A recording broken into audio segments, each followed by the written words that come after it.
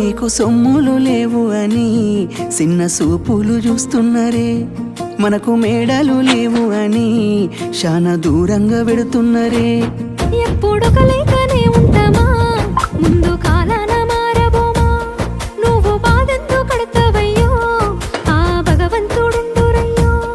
నీ పాదాలకే దండమెడత పిల్ల, నువ్వు చిన్నదానివైనా నా 7 జన్మలకే కోరుకుంటామల్లా, నా తోడు నీడలాగా.